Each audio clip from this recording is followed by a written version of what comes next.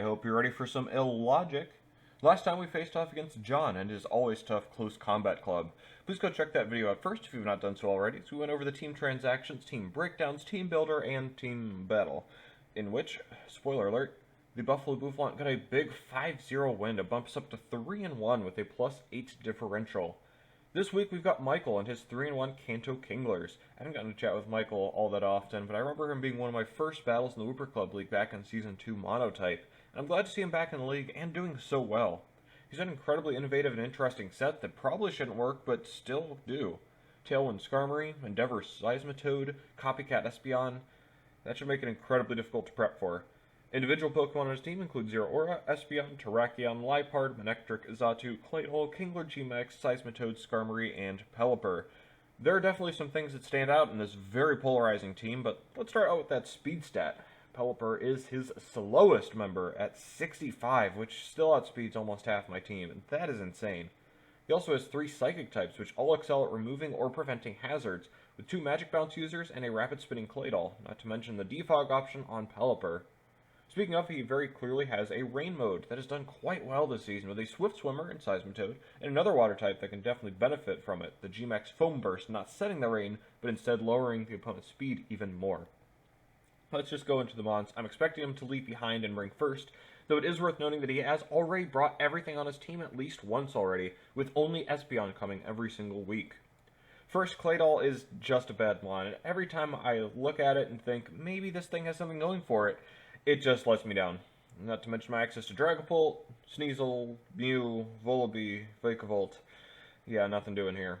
Xatu is next with similarly weak matchups, but a little more offensive versatility with trick sets and coverage to include things like Heat Wave that hits my electric types, or even U-Turn for pivot potential. Skarmory is the first real good mon that I'm including here, mostly because of Magnezone, and is overall reminiscent of Corviknight's poor matchup with Chad. That aside, it doesn't exactly beat all much of my team 1v1, aside from possibly something like Sneasel and probably Sandaconda, whereas I have lots of good hazard removal options, from Colossal to Mantine to Silvally to even Mew. Liepard has some potential good matchups with Dragapult, and a very impactful and relatively strong knockoff, also hitting the potential Mew matchup well, but ultimately struggles to break through many team members, with things like the electric types or Colossal just taking advantage of it to impose their will. Finally, I think Manectric has a place in the matchup with Electric Immunity, a very scary switcheroo, and very strong fire coverage to go with it. One wrong prediction, however, and things like Colossal, Dragapult, even Sneasel can just utterly ruin it. Thus, we're down to 6. Kingler was his first round pick, and as a Gmax has lots of potential, especially if it gets the chance to set up first. I think one of the other two may actually have a better matchup overall, one of the previous two that is, but in the rain, this thing is such a menace, I think he'll favor it. Let's be honest, coming too, not just because of his personal preference, but because of how much havoc it creates, with choice sets especially. Psychic and Dazzling Game provide great coverage against everything, but probably just about Mantine or Magnezone, and Trick also potentially helps to cripple those two. Pelipper is just a problem with the stab moves. It leaves me only 1 or 2 possible switch-ins, to even a defensive Pelipper. I think I'm most worried about his Scarf set. It requires a really good prediction around the powerful rain-boosted moves and the 100% accurate Hurricanes.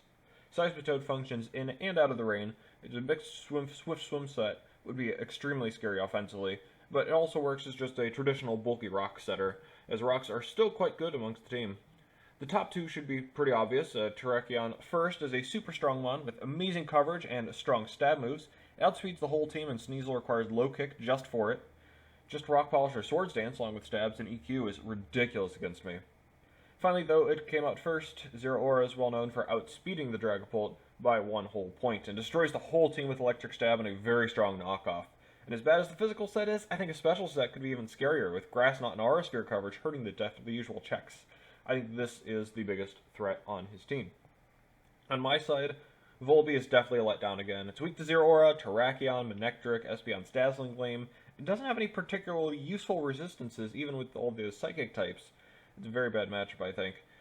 It doesn't really even have a way to stick around all that reliably against the offensive onslaught of his team, or even whittle them down with Magic Bounce users, etc.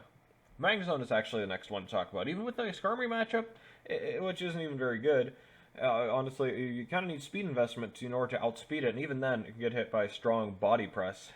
Magnezone's slower than everything, too. Everything.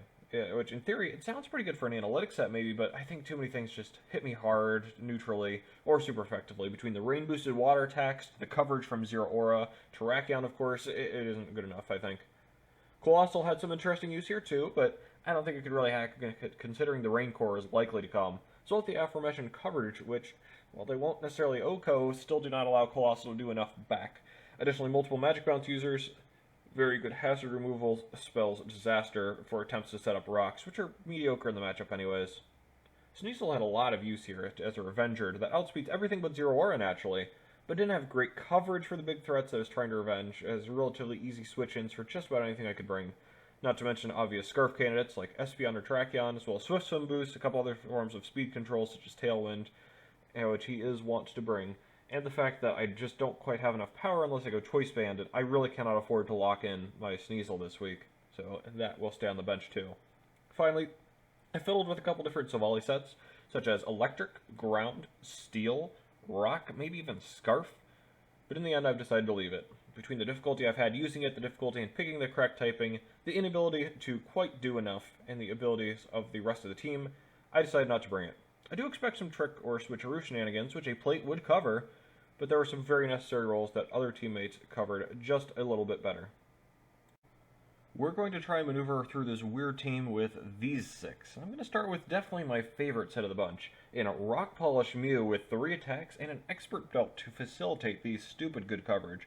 Between the Grass, Ground, and Electric moves, we can OHKO Terrakion, Manectric, Pelipper, Seismitoad, Kingler, and Xatu while coming close to the OHKO on Zero Aura and Skarmory. All this while outspeeding them all thanks to a Rock Polish with speed investment for Seismitoad in the rain with Swift Swim active. Getting a bit of chip on the Zero Aura is critical, as would be chip on the Liepard and Espeon if they come, and otherwise this set just kind of goes to town. Next up is a neat, sort of cheeky Dragapult set to go with Hex, with Stab, and a Draco Meteor has a good bit of power as well, which I really like that addition onto the set. If I bring this in aggressively without a Skarmory, Draco Meteor just kind of claims a KO. And if I foresee a switch coming, I can preserve my special attack stat with a sub, followed by a Wisp, followed by a Hex. Maybe a bit weird, sure, with enough speed I have here for his whole team minus Zero Aura, but there's some give and take with the set, as I guess the best way to word it. There are very few opportunities to sub up because he has a very offensive team, versus value I get from taking care of physical attackers like Terrakion or Zero Aura with a Will-O-Wisp. But I may be tempted to just click Draco anyways. So we'll just kind of see. I think it's a safer set against a lot of the weirder stuff that Michael tends to bring. So if he ends up taking a turn to do something and I end up getting that sub, I'm game. Let's head over to the next only physically offensive threat I've got this week, and that is, of course, the G-Max Sandaconda. I've stopped deluding myself into thinking I'm going to find a chance to coil up, and I decided to go with 3 attacks and rest, with the filler attack being Skitter Smack this week, interestingly enough. Rock and Ground are obviously great, but the random bug coverage smacks the Claydol, one of the few resists to the standard Edgequake combo, as well as OHKOing the Liepard and the Espeon, interestingly enough. And a random prediction switch of a special attacker could be punished with a drop. So, pretty neat. Also a fantastic Terrakion and Zero Aura switch in with all of the physical defense. And we can take a hit from a physical Toad with relative ease as well. Finally, we have the ability to reset Sand against the Pelipper, which I think is very neat. I do outspeed it naturally, although you may notice an interesting little minus speed nature here, and that is to make sure that we can underspeed the Skarmory, most importantly, because I don't want it to be able to roost up on me, and being able to hit it with the G-Max Sandblast or Earthquake is, I think, a little more valuable. So we've got our final offensive piece, and that is going to be the Vikavolt, who is rocking a Charty Berry this time to survive rock coverage from mainly Terrakion or Seismitoad, and it can also agility up in a similar pattern to Mew, so that +2 speed again coming into play here. And after +2 boost, outspeed the Espeon and below, same as our Dragapult, and that means I can click the 3 great coverage moves once again. And that includes Bug Buzz for the Psychics, Energy Ball for the Toad, Volt Switch is a neutral coverage all around, while it also OHKOs Pelipper. Not outspeeding Zero Aura really isn't that bad either, as it really isn't doing much to me, with Blaze Kick really being the only option to hit super effectively, while I resist Stab and Fighting coverage among others. Not to mention Bug Buzz hitting that Zero Aura so hard either way. If I can switch this in on the Zero Aura, I don't need to agility up, I just need to hit it a couple times. And honestly, taking care of that enormous threat, I think is pretty worth it. I would, however, like to lead with this thing, to help break down a couple of things for the sweeping Mew set in particular, and to take advantage of a potential Pelipper lead with an Agility or an Energy Ball into a predicted Seismitoad. Speaking of Pelipper, I really don't have a great answer to it, especially Scarf Pelipper, so say hello to the special defense part of the core, and we have, of course, Bantine, who has enough physical defense to not get too KO'd by the G-Max Kinglers knockoff, but otherwise lots of special defense to eat up those Hurricanes from Pelipper. I have my own Hurricane this week too, thanks to Pelipper's Rain for helping me to always hit that, as well as boost my own Scald. And they of course go with Roost, as well as a Defog, which is an emergency option. I don't really expect rocks, but it's a possibility. It's nice to have a water immunity against 3 possible water types, at least 2 of which are super likely to come. So I'll take it and understand I can always switch in my last Pokemon against the 2 big physical threats. Yep, Tangela is back, fully physically defensive to handle every physical attack you can possibly bring. Even Life Orb, Poison Jab, Seismitoad does not 3-hit KO, and Terrakion always fails to even 2-hit KO, not to mention the awful time Zero Aura has dealing with it if physical. Memes aside, Tangela is a serious physical wall, and he just doesn't have the physical coverage to break through. Sleep Powder puts something totally out of commission, the other moves are quite often standard, with Kingler being O-code most of the time even in G-Max form, and Toad obviously going down to Leaf Storm. Straightforward one, sure, but when it works, it works. Let's see what does or doesn't work in the battle. Okay, almost all of them are right. I do see a Liepard here over the G-Max Kingler, which I feel like I should have expected, considering my weakness to Dark types in my Tier 1 picks. However you look at it, though, Vikavolt will be my lead, so if we go right into a Terrakion, I really need to get better at picking my leads, apparently. Oh well, that's why I have the Charty Berry, and I would love to get a little bit of chip onto the Terrakion. Stone Edge misses! Oh my goodness, I got some good luck! Again, with the Charty Berry, I would have survived anyways, but, wow. Volt Switch does half to Terrakion, and Sandaconda is an easy switch. I know he doesn't want to lose Terrakion this early, so I'm thinking Pelipper is probably the easiest switch for him. Knowing this, I could double into Mantine, but I kind of don't like the option of him staying in for some reason and handing him my Pelipper answer, rather. The only proper play is going to be stay in, predicting the switch, and max Rockfall. Changing the weather back. Nice predict. Only 45%. That is actually minimum roll on a max physically defensive Pelipper, which is not great. But it does mean that another Rockfall should KO, and I really don't want to risk him staying in and roosting, and I don't want to overpredict this turn, so I'm just going to Rockfall again. He does make the good switch into the Seismitoad, so the roll here, that 17%, is either a max roll on a max HP Toad or another min roll on fully offensive Toad, so who really knows right now. But that bit of chip is cool, and I'd like to click the Sandblast right about now, too. So, it's a rock set. That's unfortunate, but that Sandblast damage, while good, does reveal that HP investment. Dang. But good damage on everything so far. The Rain core there of a Seismitoad and Pelipper getting chipped down pretty well. I didn't bring Boots on my team, actually, though, because I really didn't believe he'd bring Hazards. And seeing no Skarmory kind of reinforced that notion, honestly. That chip is really nice. Seeing Terrakion's at half, Pelipper's at half. Seismitoad is trapped and at 19%. And it looks like a defensive set with that HP and the Stealth Rocks, though I don't see lefties on there. So I really don't mind just tanking like a little liquidation or something and just finishing them off.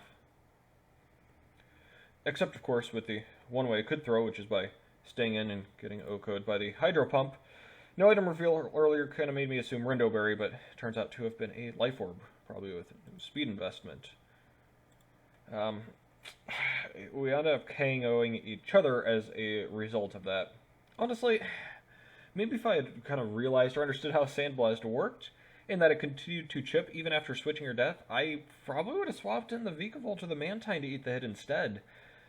That probably would have been a more optimal play, but alas, we've got 5v5, and he has rocks. I have existing chip on Terrakion and Pelipper. I have three pretty nice matchups here, and the ability to heal up the rocks chip from Wrong Switch. I think Tangela makes a lot of sense, but of course he's just going to go Pelipper to reset the weather, which makes a lot of sense too. Another lost blind switch, and I really need to be doing better at that. But we do need to move on, and to do so, I will move into Mantine, who takes 24%, and reveal another max roll from almost min investment Pelipper, so making the other roll even worse because this requires a little bit of investment to even do this much. We've gotten very poor rolls so far with the Pelipper, but Mantine in on Pelipper is exactly what I needed. If that's the maximum it can do, that's fine. That's totally fine. That was a bit of damage. I do need to roost first before I can defog, just in case. And he's actually going to bring in the Espeon, which makes a lot of sense. But I am back up to full, which matters a little bit. I really don't have a dedicated switch into Espeon. I'd consider again maybe a Silvally set or a Magnezone set or something to try to make that the switch into Espeon. Not really sure. I feel that there's a reason he brought this in though, because otherwise this is probably my best switch, and this and maybe the Mew. So I think Trick is probably the answer. Something he's favored on both Espeon and Manectric. And decide the least important member right now, it's probably Vikavolt, I think. Considering a setup option could give me a chance to get a hit in there too. I'll take the Rocks damage, and yep, there's the Trick coming in. I'm going to pick up a Scarf, which is pretty awkward considering the Agility set, of course. And he gets to see why I stayed in on that Terrakion earlier with that Charty Berry. If the Sandaconda staying in was a misplay though, then this definitely was too, as I decided to try and click Energy Ball in anticipation of a switch to something like Pelipper or the Terrakion, when, of course, he just decides to stay in and KO me in a couple turns. Honestly, I keep doing this, don't I? Like, I'm not clicking multi-attack as a strong stab option because of a possible switch, and now this with Bug Buzz. I even resisted Bug Buzz would OHKO the thing in front of me and forced in something like the Zeraora or the Terrakion to Revenge, probably. It's an easy switch to Tangle otherwise. If Pelipper came in, to go back to Mantine. Yeah, I should have just clicked Bug Buzz, man. That misplay does end up trivializing the Stone Edge miss from earlier, at least, as it really only got me that 45% chip onto Espeon. Oh well, I have a whole one Pokemon that outspeeds Espeon, and that'll be Dragapult. I could go for Hex right now, or I could substitute in anticipation of Liepard coming in. Or he actually just makes the right play and stays in to get rid of the sub. That makes a lot of sense, honestly, no problem.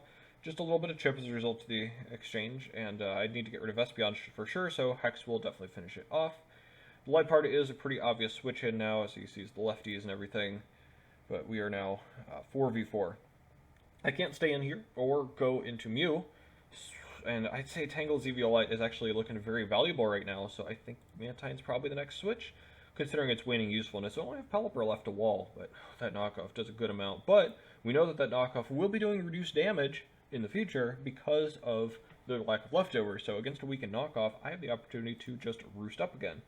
I now feel comfortable as well after that to defog, considering, yep, Pelipper is the switch. So I'm just going to do that. Help that little bit of chip on the rest of the team, and if I need to switch in or out again.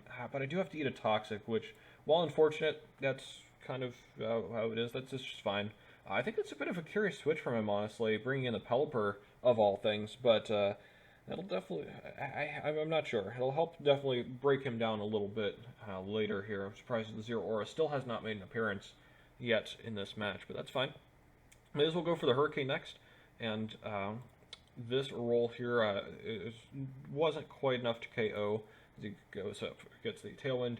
Just remember, too, those very poor rolls earlier, the Gmax Sandaconda, probably if it had done a little more earlier, we're looking at probably more than a 50-50 chance of KOing the Pelipper with those two moves, with the Gmax Rock, not the Gmax, but the Max Rockfall plus the Hurricane. Again, 50% of the time would have KO'd, but that's how it is. If they just got minerals, but that's fine. That's fine. It gets a Tailwind off. That's a little problematic, honestly, for my offensive pieces. So I don't want or need to KO him right now. So at 2%, he's just kind of a sitting duck, pun intended. So I think I'm just going to try and roost up.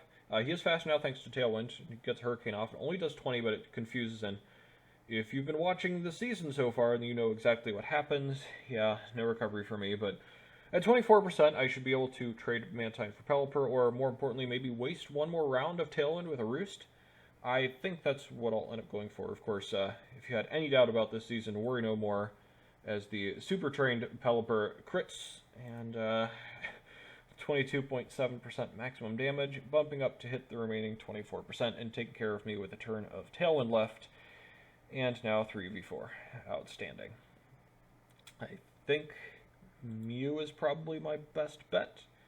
I get a little bit of luck again finally though with the Toxic Mist. We'll see if that matters at all. I'm not really sure about that, but Rock Polish is the current move, I guess, to avoid setup from later mons. And my choice of neutral coverage is going to be a Grass Knot, just to finish off the Pelipper real quick. We're now 3v3. Liepard is the obvious switch, and that's kind of the worst part of this situation right now, honestly. Unfortunately, Liepard is now great against the rest of my team, so Tangela is going to have to lose its Eviolite. 20% is an acceptable loss, considering I just regenerated off, but not sure there. We're going to trade sleep moves here, actually, as yawns as I sleep powder. Well, I can recover off the chip, and I can stop the yawn status, so I can just swap over to Dragapult on Lipard's turn of sleep. And here's the final big misplay of the match, aided, of course, by the lack of Showdown Premium. The easy play here is Substitute, as a sleeping Lipard cannot stop this sub, and a 3-turn sleep would let me burn Terrakion or Zero as they come in. Instead, of course, I'm a little scared of Lipard and the rest, particularly because Lipard can destroy Bolt and Mew with Dark moves, and Tangela has lost its Eviolite, which I think I overestimated the usefulness of the Eviolite. We'll get into that later. Thus, I decided to just click Draco to clear this big threat out. However, 1-turn sleep, Sucker Punch, crit, and gone. Yeah. It was a roll to kill if Lipard was adamant, which I think the max roll on knockoff on Tangela earlier showed it was, but the crit ensures it. Yeah, I got punished for missing. That was just an optimization, honestly, and apparently I'm just acceptable to Sucker Punch critting my Dragapult. That is now 2 weeks in a row, and yeah, that was the wrong play. I should have subbed.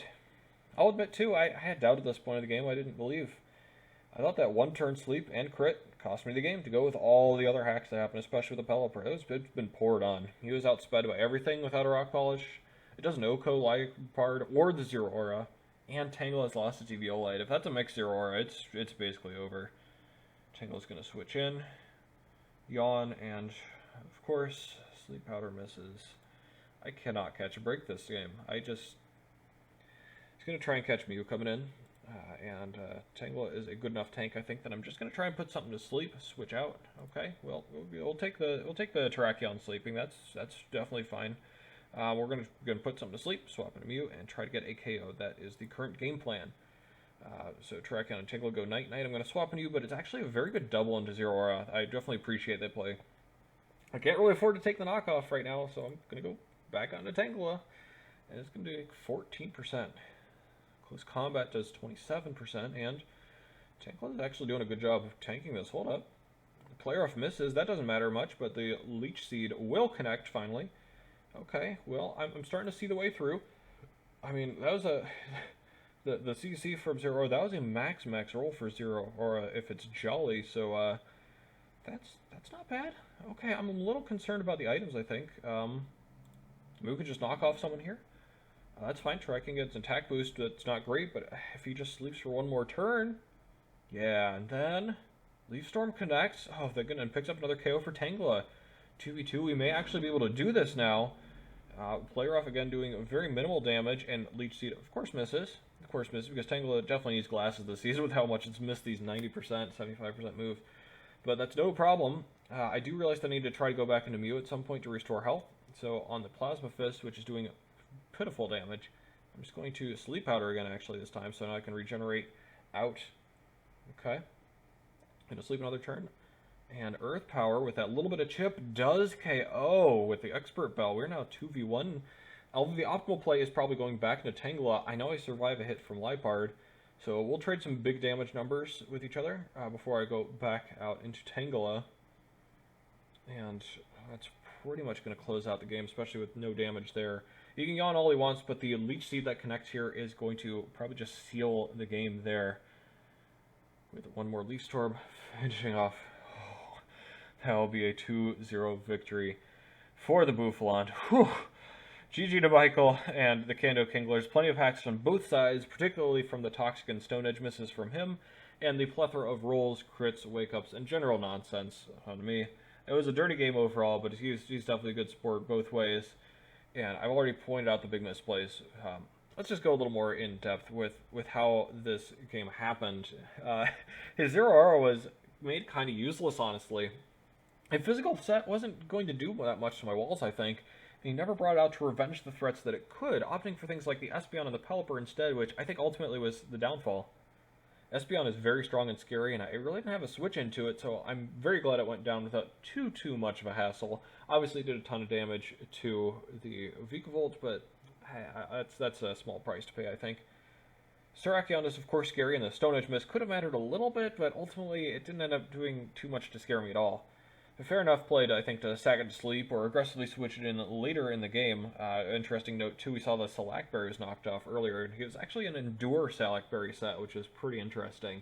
Would have been cool to see that work. Would have outsped the not the rock polished, but the agility Vikavolt actually. So if, for example, that had ended up coming about, that would have been a nice punish for that. Pelipper was super annoying. The main player, I think, of hacks in the game, which included its own Toxic Miss, its own Hurricane Confusing, its own Hurricane Critting, and a plethora of min-max rolls that it got was the benefactor of as well. It was already a very good mod in the matchup, honestly. I had no choice but to use Mantine as the switch into it, which would have worked just a little better if I had not got hacked out, I think. The Toad was interesting, with presumably max HP and special attack, Life Orb 3 attacks. Potentially, it got me for sure with the early rocks. It affected so much of my team, and the Hydro Pump that brought me all the way down with Sandaconda. I should have probably just switched out on it, but it got me with the max HP and the rock setup.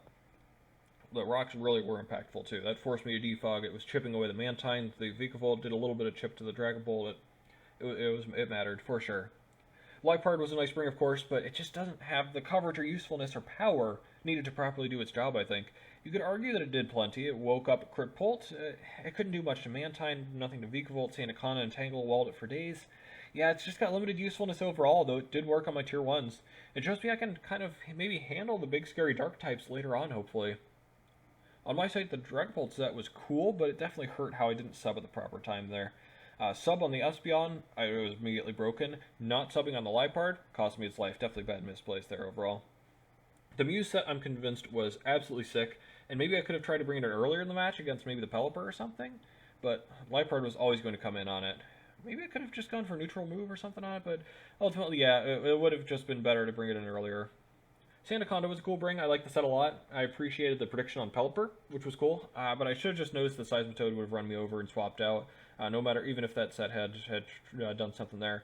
The Snake still had a ton of use, just not against the Grass type. It would have made for a great switch into Espeon, I think. Mantine also just did its job so well. Mantine, it's unfortunate it got hacked so much, but I've really come to appreciate what, at one time, I thought was just a replacement piece for not getting the Talonflame. You know, in the draft, I was so set on Talonflame, I thought, Mantine's the next best thing I got for doing things like resisting steel, being a flying type, being able to defog.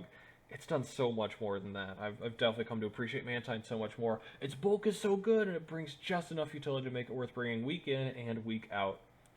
Vikavolt wasn't a great bring, admittedly, but with a different loot, we may have gotten to see a different result. I should just be clicking the stab moves more often. Max special attack modest, that's an easy call. It does so much damage to anything, especially without immunities to Bug Buzz, or once Seismitoad was gone, immunities to Electric. Well, Zero Aura was there, sure, but Zero Aura really wasn't going to do that much to me, and the Bug Buzz was such an easy play. Finally, Tangela is the GOAT. I don't really think anything else needs to be said about this week's MVP, though yeah, Mantine deserves a shout out too. Okay, Tangela, physical wall, meet 3 attackers at the end of the game. Even without the Eviolite, it tanked everything better than I thought it would. It tanked everything like a champ. Plenty of recovery to boot, not to mention the nuke called Leaf Storm. Beast Mon handled the 4 physical attackers, which were all that were left. Outstanding Mon. That'll do it this time then, I guess. We're going to go up to 4-1, which is now actually a 4-way tie for first place. But I do have the worst differential currently among all those teams at only plus 10. We are well within reach of first place, who is 4-1 at plus 16, though. We're going to start a run for our playoff bye in those top 2 Zs next week, week 6, with Haberfish and the 1-4 Cleveland Cast Forms. See ya.